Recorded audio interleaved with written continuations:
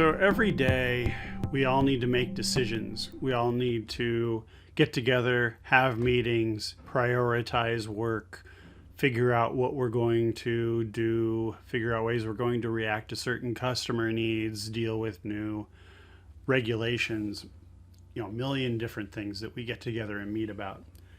And in general, we all come into those meetings with an agenda, a personal agenda. What are we going to, what are our personal desires for a good outcome of that meeting? And then consciously or subconsciously, we guide that meeting to provide us with our preferred outcome. And if there are multiple people in the room with multiple different agenda, then they tussle. They try and pull the meeting in directions other people don't want the meeting to go into, and it becomes a battle. It becomes political. And the reason for this usually is that we have made up our minds before we've entered the room, and we've made up our minds because of certain preconceptions or certain expectations or certain ideas and perspectives.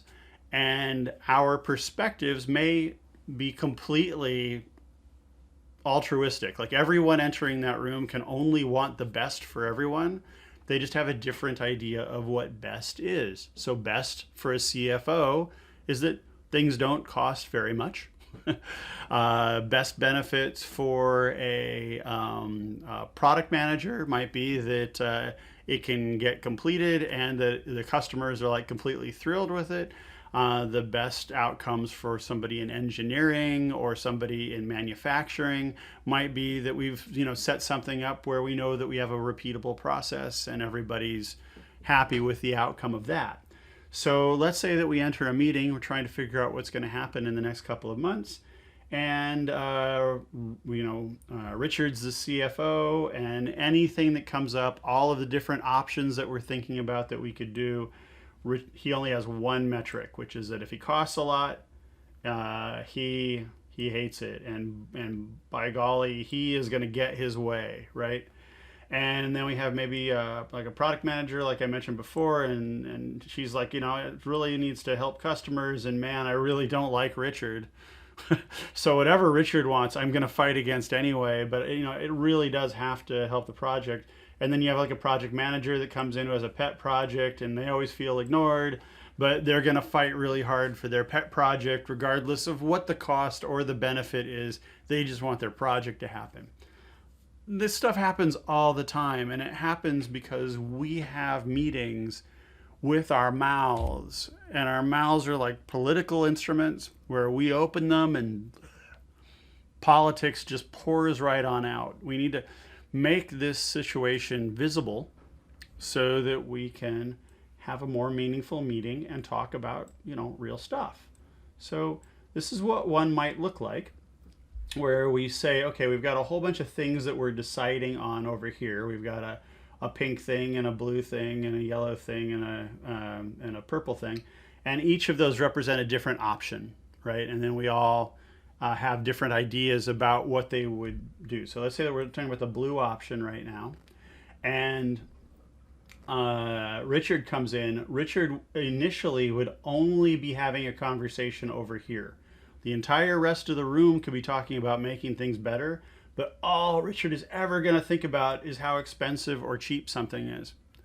Now, if we make this visual and we give it a game space like this, and we say, hey, right now, Richard, yes, you might think this is expensive, but can you acknowledge whether or not you think it would be helpful for the customer? And suddenly, Richard has to think in two different perspectives and the relationships between those two perspectives. So Richard's like, this is really expensive, but I have to admit it would be helpful for the customer.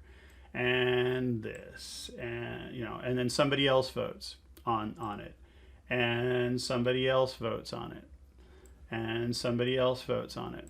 And somebody else votes on it. And so now this thing all of a sudden, Richard's original placement of his post-it note is somewhere in there. He might remember where it is, but it's starting to get lost in actual information, which is how do all the professionals that we're working with right now feel about this? Richard. So now all of a sudden there starts to be some alignment that's being generated. Right up here we're saying, all right, look at that. Check that out, Richard. You're right. Everybody does agree that this is kind of expensive.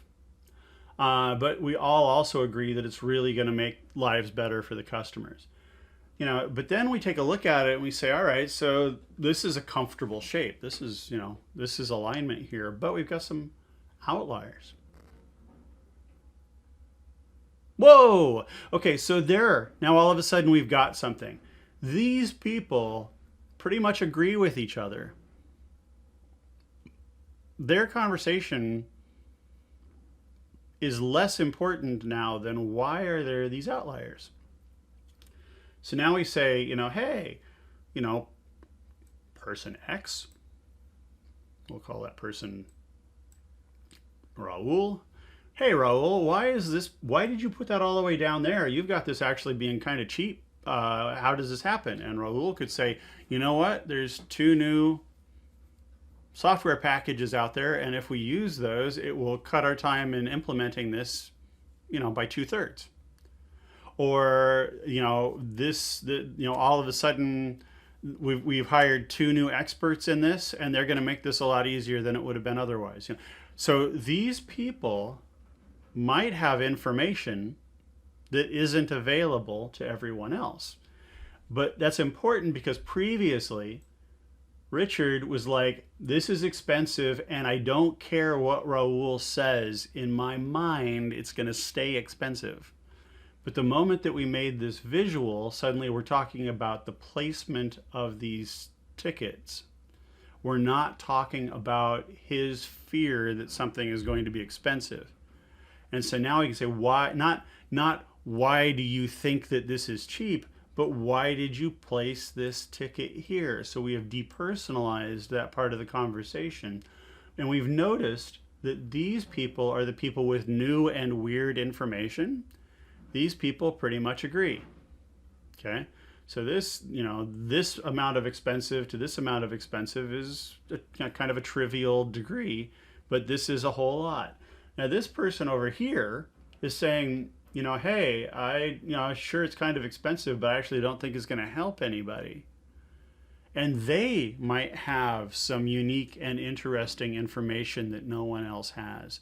So when we get together to have the conversation, it helps to see where we're in alignment and where there might be new information, and that is the conversation that we want to have. That is the right conversation at the right time. So we can look at a couple of these shapes over here in this Endeavor software that we're working on. So this is just going to look like, that's just alignment, right? So if we went in and we were, voting on all of these different things by how much they were going to help the customer and how risky they were going to be, if we agree here that this isn't very risky and it's going to super help the customer, then there's not a lot of conversation that needs to happen from that beyond that. But let's say that the shape looked like this, where we've got a glob of people here and then we have 3 outliers. Now all of a sudden we're going to have a conversation about the outliers. So let's just look at that alone so it's not so messy. There we go. So now the outliers are very obvious, right? And so we can say, hey, Lisa or Brandon or Michael, what do you know that the rest of us don't see? Okay. And then you have that conversation and then you vote again and you see how or you place things again and you see how the votes move around. I think that's the right one. It is. So you can also have something like this. This is very common. So let's say that right now we're figuring out a new workflow to run through a nursing station in a hospital. And we have a bunch of doctors and a bunch of nurses and maybe a bunch of administrators voting on this particular object. Over here, this might be all of the nurses and this might be all of the doctors. So they might be actually divided up by their by some affiliation, right? Or this might be location 1 of the hospital and this might be location 2. So there might be different realities for either those different professionals or those different locations. And then now we have a conversation about these differences as opposed to just fighting about the object, because these people's reality is so different from these people's reality that they will just argue back and forth, but they won't actually understand each other. But now we see, wow, your world is apparently very different than mine. Can we find out why? And then make a decision? There might be a different decision for hospital 1, location 1, than location 2. And it might just be that simple. But if we just got together and wanted to find one answer, we would argue infinitely about this. And in the end, somebody would be disappointed and patients might get hurt. So when we get together to have meetings, to work together, to enter in good faith into having a conversation that will benefit the customer, the people in the meeting, the company, etc., we need to understand that, like, what we're not trying to do is we're not trying to get, this shape. Oops, not that one. This shape. Yeah, that one. That's not really the goal. So this is consensus, right? This is like everyone absolutely believing the same thing.